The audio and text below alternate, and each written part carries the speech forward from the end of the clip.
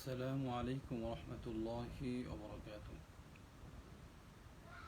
আশা করি আল্লাহ পাকের হাবিব হুজুর পাক সাল্লাল্লাহু আলাইহি ওয়াসাল্লামের অশেষ রহমত ও বরকতে আল্লাহ সুবহানাহু ওয়া তাআলা আপনাদের সকলকে ভালো রেখেছেন, সুস্থ রেখেছেন। আজকে লাইভে যারা যুক্ত হবেন আপনাদের সবাইকে আমার অফিসিয়াল ফেসবুক পেজ থেকে শুভেচ্ছা মোবারকবাদ জানাচ্ছি, এবং যারা লাইভ পরবর্তী ভিডিওটি দেখবেন তাদেরকেও জানাচ্ছি আমার পক্ষ থেকে আন্তরিক শুভেচ্ছা, প্রীতি, মোবারকবাদ। আমি একটি গুরুত্বপূর্ণ বিষয় নিয়ে আজকে আলোচনা করব, এবং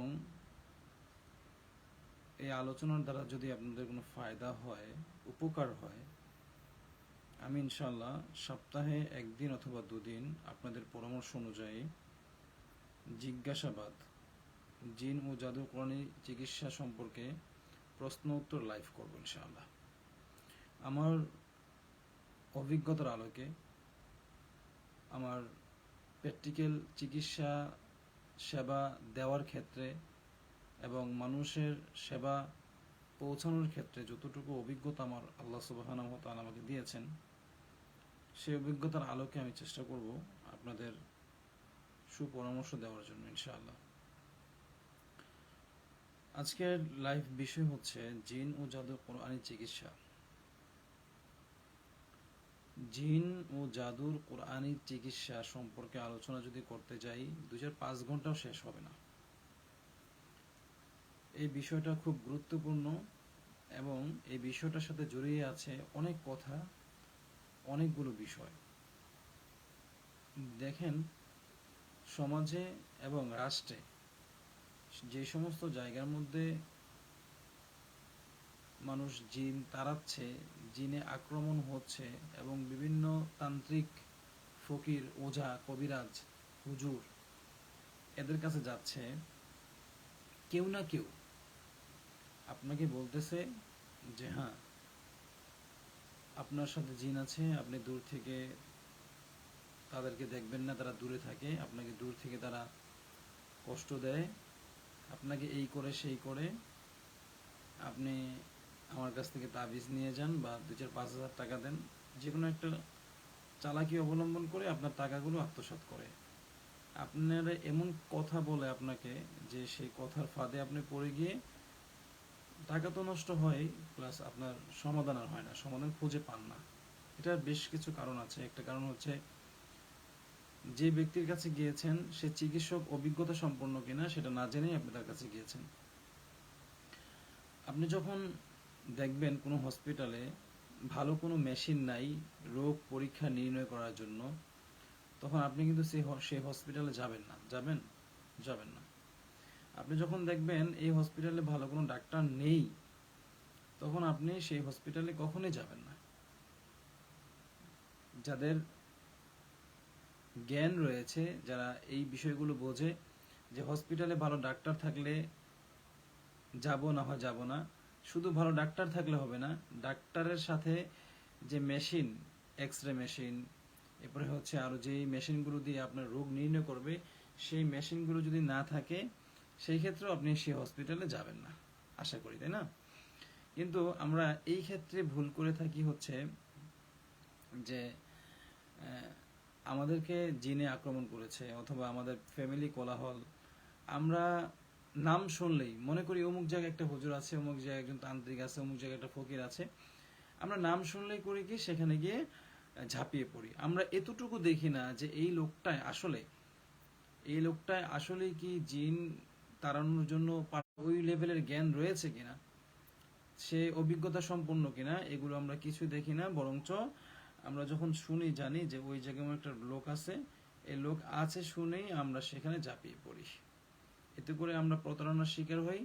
আমাদের যে ট্রিটমেন্ট নেওয়ার কথা, যেটা আসলে যে জন্য গিয়েছি,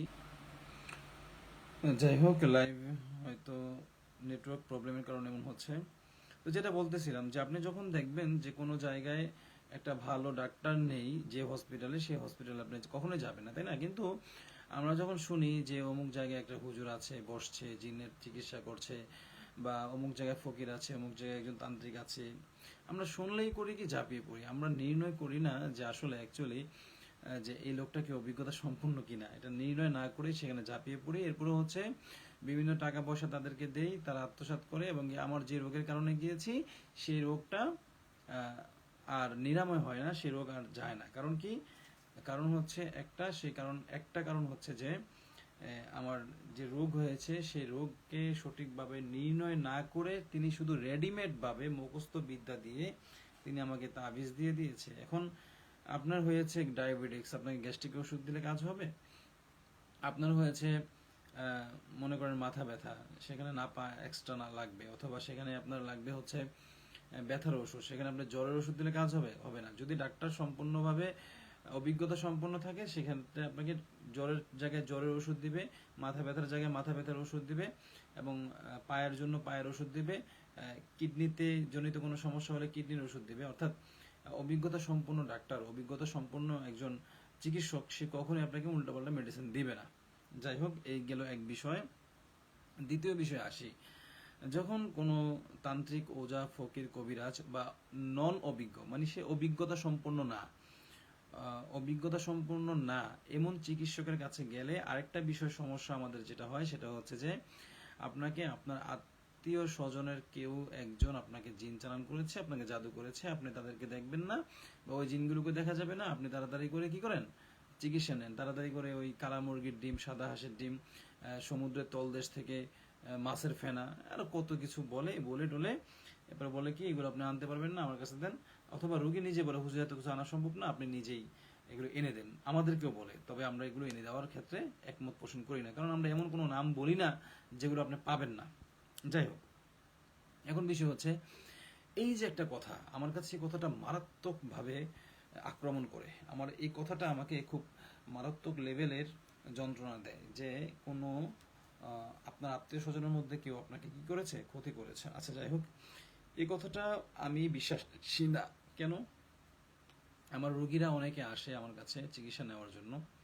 তো আসলে আমাকে যখন বলে হুজুর আমার আত্মীয় স্বজনের মধ্যে কাছের মানুষ আমার ক্ষতি করছে, আমাকে একটু কাইটে টাইটে দেন, আমাকে সুস্থ করে দেন আল্লাহর হুকুমে। তো তখন আমরা তাকে জিজ্ঞাসা করি, রাগান্বিত হয়ে তাও আবার, যে আপনার আত্মীয় স্বজনের মধ্যে কেউ আপনার ক্ষতি করছে, তো কে করছে? বলতেছে হুজুর এটা তো জানি না, নাম বলবে না, নাম বলে নাকি নিষেধ, অমুক হুজুরের বা অমুক কবিরাজের, অমুক তান্ত্রিকের, নাম বলতে পারতেছে না, নাম বলবে না। এখন আল্লাহ রাসূল সাল্লাল্লাহু আলাইহি ওয়াসাল্লামের হাদিস হচ্ছে আত্মীয়তা ছিন্নকারী বেহেশতে প্রবেশ করবে না। আপনি যদি আপনার আত্মীয়দের সাথে সম্পর্ক ছিন্ন করেন তাহলে আপনি বেহেশতে প্রবেশ করবেন না। এখন বিষয় হচ্ছে বিনা কারণে যদি এই কাজটা করেন আপনার জন্য জান্নাত হারাম হয়ে যাবে। কথা বুঝতে পারছেন? জাহান্নামটা আপনার জন্য প্রযোজ্য। এখন আপনি আপনার বাসায় যাওয়ার পরে ভাবিকে সন্দেহ হবে যে হায় না জানি ভাবি আমাকে জাবিজ করছে। আপনি যখন শ্বশুর বাড়ি যাবেন আপনার শাশুড়িকে অথবা আপনার এই কি বলে ননদকে অথবা আপনার জেঠটাসকে অথবা আপনার শালিকে অথবা আপনার ভাইরাকে আপনার সন্দেহ হবে। অর্থাৎ মামার বাসায় গেলে মামিকে সন্দেহ হবে। বিভিন্ন জায়গায় যাবেন, এই যে আপনি যেখানে যাচ্ছেন সেখানেই না জানি কি আমার ক্ষতি করে রাখছে। আত্মীয় তো আর আমার অভাব নাই। মামার বাড়ি, খালার বাড়ি, দুলাভাইয়ের বাড়ি, আমার বোনের বাড়ি, আমার নিজের বাড়ি, নানার বাড়ি, বিভিন্ন শ্বশুর বাড়ি। তো আমার ক্ষতিটা কারা করলো আসলে? এটা আপনি আর নির্ণয় করতে পারলেন না। এক্স্যাক্টলি একটা মানুষকে, ওই মানুষটা আপনার ক্ষতি করছে, এটা আপনি টার্গেট করতে পারেন নাই। কেন? ওই যে বলছে আপনার আত্মীয়দের মধ্যে কেউ আপনার ক্ষতি করছে, এই জন্য আপনার সবাইকে সন্দেহ হচ্ছে। একটা সময় পরে গিয়ে আত্মীয়দের সবার সাথে আপনার সম্পর্ক ছিন্ন হয়ে যাচ্ছে। আর এই কথাটা যদি আমি আমার মুখ থেকে বলি যে আপনার আত্মীয়দের মধ্যে কেউ আপনার ক্ষতি করছে, তাহলে আমার এই কথার দ্বারা এই লোকটা যতগুলো আত্মীয়র সাথে সম্পর্ক ছিন্ন করবে, এর পাপ, এর এর পাপের যে প্রায়শ্চিত্ত আছে এটা আমারও ভোগ করতে হবে। এই একটা কথার কারণে হতে পারে আমার পরকাল আমার খুব খারাপ যাবে এবং আমার জন্য চিরস্থায়ী জাহান্নামটাই হয়তো বরাদ্দ হয়ে যেতে পারে যদি আমি এই সমস্ত কাজ একের পর এক করে যেতে থাকি। এই জন্য যার কাছে যাবেন আগে বলবেন আমাকে, যে বললেন আপনি যে আমার আত্মীয়দের মধ্যে কেউ ক্ষতি করছে, আমাকে আজকে দেখায় দিবেন কোন আত্মীয় ক্ষতি করছে। না হয় আমার আত্মীয় তো অভাব নেই, কারণ আমার আত্মীয় শ্বশুর বাড়ি, মামার বাড়ি, খালার বাড়ি, দুলাভাইয়ের বাড়ি, শালীর বাড়ি, এরপরে হচ্ছে আমার বাবার বাড়ি, বিভিন্ন আমার আত্মীয় জড়ায় রয়েছে। এখন বিষয় হচ্ছে আপনি আমাকে বললেন যে আমার আত্মীয়র মধ্যে কেউ ক্ষতি করছে, সেই আত্মীয়তাকে আমাকে দেখাই দিবেন। যদি না দেখাই দিতে পারেন তাহলে এই কথা আপনার ভুয়া, আমি আপনার এই কথা মানি না। কারণ আপনার আত্মীয় আপনাকে ক্ষতি করছে, এই কথাটা আমি বলতে পারবো না। আমি বলতে পারবো এতটুকু যে আপনাকে যদি ক্ষতি করে থাকে, আমি প্রাথমিক অবস্থায় রোগটাকে নির্ণয় করব যে আসলে আপনার কি রোগ হয়েছে। দ্বিতীয় অবস্থায় হচ্ছে জিন থাকলে সেই জিনগুলো কোথায় আছে বের করে ফেলা আল্লাহর কোরআনের সাহায্যে। এরপর হচ্ছে সেই জিনগুলো কি এভাবে আসছে না চালান করছে, যদি এভাবে আসে কেন আসলো এই জিজ্ঞাসাবাদ করা। দ্বিতীয় হচ্ছে যদি কেউ চালান করে থাকে তাহলে ওই জিনকে জিজ্ঞাসা করা যাবে না যে কে পাঠাইছে, ওই জিন সত্য বলতে পারবে না আর বলবেও না। কারণ কি ওই জিনকে তেমন ভাবে প্রস্তুত করে পাঠানো হয়েছে। যদি সত্যিকার অর্থে জিন চালান করে থাকে তাহলে আল্লাহর কোরআনের সাহায্যে, আল্লাহর কোরআনের বেশ কিছু আয়াত রয়েছে, সেই আয়াতগুলো আপনার চোখে ফু দিলে আপনি স্পষ্ট আল্লাহর হুকুমে, আল্লাহর কোরআনের সাহায্যে তাদেরকে দেখতে পাবেন ইনশাআল্লাহ। আচ্ছা, এখন আরেকটা বিষয় হচ্ছে জিনের চিকিৎসা আসলে কারা করবে। আমি এক কথায় আপনাদেরকে বুঝিয়ে দিই, সেটা হচ্ছে যে যারা জিন দেখে না তারা জিনের চিকিৎসা করতে এক্স্যাক্টলি 100% পারে না, এটা আমার কথা। এখন আপনি মনে করেন খাওয়া দাওয়া করবেন, ভাত খাবেন অথবা সুস্বাদু জিনিস খাবেন, এখন আপনি কি চোখ বন্ধ করে খাবেন? চোখ থাকা অবস্থায় যদি আপনি না দেখে খান সেটা হবে অন্ধের কাজ, চোখ থাকতে অন্ধ। আপনি চোখ আপনার আছে, আপনি তো চোখ বন্ধ করেই খাবেন না, আপনি দেখে দেখে খাবেন, তাই না? এখন আপনি যদি চোখ থাকার পরেও সেই চোখ দিয়ে না দেখে খান, তার মানে আপনি অন্ধ। আপনাকে অন্ধ বলবে সবাই, বুঝতে পারছেন? আপনি খাবেন দেখেই তো খাবেন, না দেখে তো আর খাবেন না। আপনি একটা মানুষের সাথে কথা বলবেন, চোখ বন্ধ করে তার কথা বলবেন না, চোখ খুলেই তাকেই কথা বলবেন, দেখে দেখে কথা বলবেন। আর আপনি জিনের চিকিৎসা করবেন, আপনি মানুষের জিন ধরবেন, একটা মানুষের জিনে ক্ষতি করছে সেই জিনগুলোকে আপনি ধরবেন, মারবেন, ছিঁড়বেন, ফাড়বেন, কাটবেন, কত কিছু করবেন। সেই জিন না দেখে আপনি কিভাবে ধরবেন? কিসের ভিত্তিতে জিন ধরবেন আপনি বলেন? আমার কথা বুঝতে পারছেন আপনারা আল্লাহর হুকুমে? যদি আমার কথা বুঝে থাকেন, লাইভ পরবর্তী ভিডিওটি আপনারা যারাই দেখবেন অবশ্যই কমেন্ট করবেন ইনশাআল্লাহ। আপনি একটা রোগী আসছে আপনার সামনে, আপনি একটা রোগীকে সেবা দিবেন, এটা কথা মনে রাখবেন। হাক্কুল ইবাদ, আমার ওস্তাদ বলেন যে হাক্কুল ইবাদ, যে আপনি যদি একটা মানুষের কাছ থেকে একটা টাকাও নেন, ওই 1 টাকা কি জন্য নিছেন, কি কথা বলে নিছেন সেটা বুঝিয়ে দিতে হবে। কথা বুঝতে পারছেন? 1 টাকা কি জন্য নিছেন আর কি বলে নিছেন, যেটা বলে নিয়েছেন সেই কথা কাজে মিল রেখে তাকে বুঝিয়ে দিতে হবে। কথা বুঝতে পারছেন?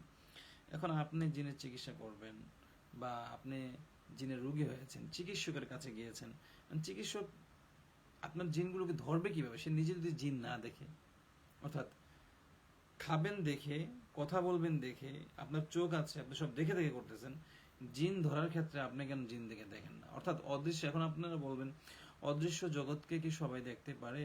আমিও বলবো অদৃশ্য চিকিৎসা কি সবাই দিতে পারে? এটা রুহের ব্যাপার, আপনার রুহানি শক্তি জাগ্রত। যাই হোক, এই বিষয়ে আমি অনেক গভীর আলোচনা যাব না। আরেকটা বিষয় হচ্ছে যারা জিন জাদু, রুহানি আক্রমণ বা মানসিক কষ্ট ভুগছেন, তারা লাইভের পরবর্তী ভিডিওতে আপনারা অবশ্যই কমেন্ট করবেন ইনশাআল্লাহ। আপনারা যদি কমেন্টের মাধ্যমে আমাকে জানাতে পারেন যে আমাদের এই আলোচনার দ্বারা আপনাদের উপকার হচ্ছে, ফায়দা হচ্ছে, ইনশাআল্লাহ আমরা সপ্তাহে 2 দিন করে আলোচনা করার চেষ্টা করব এবং বেশ কিছু প্রশ্নের উত্তর দিব।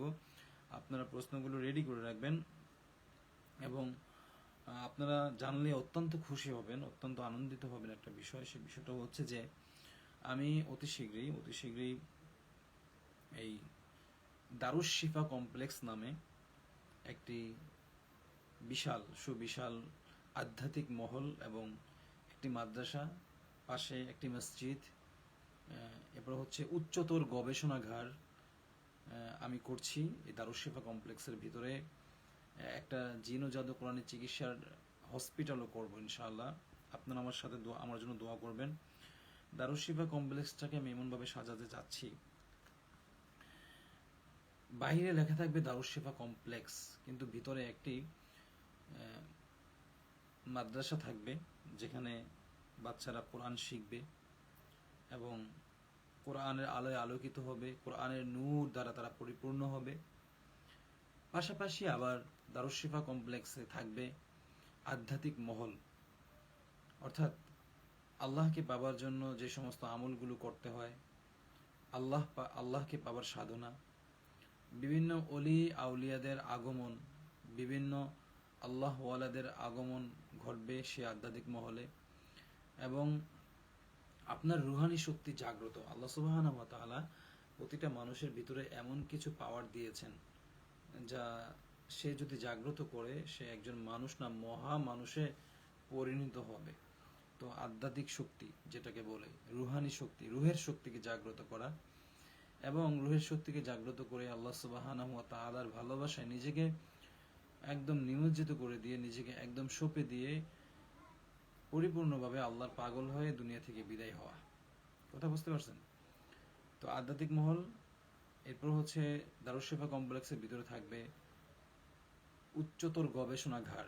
এই যে মানুষ আপনারা আসেন, যে সমস্ত ভক্তরা, দারুস শিফা কমপ্লেক্সের ভক্তরা, ফয়সাল হুজুরের ভক্ত, আমার ভক্ত যারা রয়েছেন, যারা যেভাবে আপনারা আসেন, এই উচ্চতর গবেষণাগার থেকে 24 ঘন্টা একজন না একজন গবেষণা করতে থাকবে যে আসলে একটা রোগীকে কিভাবে পরিপূর্ণ সুস্থ করা যায়, একজন রোগীকে আল্লাহর হুকুমে কিভাবে পরিপূর্ণ সেবা দেওয়া যায়, একজন রোগীকে পরিপূর্ণভাবে কিভাবে সেবা দেওয়া যায়, সেখানে গবেষণা চলবে। এবং কোন তদবির করলে, কোন বিষয়টা নিয়ে, কোন ঔষধ, কোন মেডিসিনটা রোগীকে দিলে, কোন কোরআনের কোন আয়াত পড়ে তাকে ঝাড়ফু করলে সে সুস্থ হয়ে যাবে, তার পারিবারিক জীবন, সামাজিক জীবন, রাষ্ট্রিক জীবন, ব্যক্তিগত জীবন থেকে সে কোলাহল থেকে মুক্ত হবে, ব্যবসা বাণিজ্যে আয় উন্নতি হবে, রিজিকের বাধা কেটে যাবে, সে আল্লাহর সাথে কিভাবে জড়িয়ে যাবে, এই বিষয়টা নিয়ে উচ্চতর গবেষণাগার। আমরা সবসময় গবেষণা করব আল্লাহর হুকুমে, আপনাদেরকে নিয়ে, আপনাদের সেবা নিয়ে, এবং কি আল্লাহকে পাওয়ার জন্য রিচার্জ করব যে কোন আমলটা করলে আল্লাহ সুবহানাহু ওয়া তাআলার খুব কাছাকাছি যাওয়া যায়। তো গবেষণা থেকে, গবেষণাগার বলতে অনেক কিছু বোঝায়, সবকিছু নিয়ে আমরা গবেষণা করব যে আসলে আপনাদের সেবাটা কিভাবে খুব সুন্দরভাবে নিশ্চিত করা যায়। হ্যাঁ, তো আসলে আজকের লাইভে এই পর্যন্ত আমি কথা বলতে চাচ্ছি, সামনে আগাতে যাচ্ছি না। আপনারা বিশেষ করে আমার জন্য সবাই দোয়া করবেন, এবং আজকের লাইভ ভিডিওটি যদি ভালো লেগে থাকে আপনারা অবশ্যই অবশ্যই ভিডিওটি শেয়ার করে দিবেন, লাইভ ভিডিওটি আপনারা শেয়ার করে দিবেন এবং লাইক কমেন্ট করবেন, এবং আমাদেরকে জানাবেন যে আমাদের আলোচনার দ্বারা আপনার কতটুকু আপনার আমাদের লাইভ ভিডিওর মাধ্যমে আমাদের এই আলোচনার দ্বারা আপনার ফায়দা হচ্ছে কিনা, আপনি অনেক কিছু জানতে পেরেছেন কিনা। যদি এগুলো আপনারা আমাদেরকে জানান, ইনশাল্লাহ আশা করি আমরা সপ্তাহে 2 দিন লাইভ প্রোগ্রাম করব এবং আপনাদের উপকারের জন্য সবসময় নিমজ্জিত থাকবো। ইনশাল্লাহ ভালো থাকুন, সুস্থ থাকুন, আমার জন্য দোয়া করবেন। আসসালামু আলাইকুম ওয়া রাহমাতুল্লাহি ওয়া বারাকাতুহু।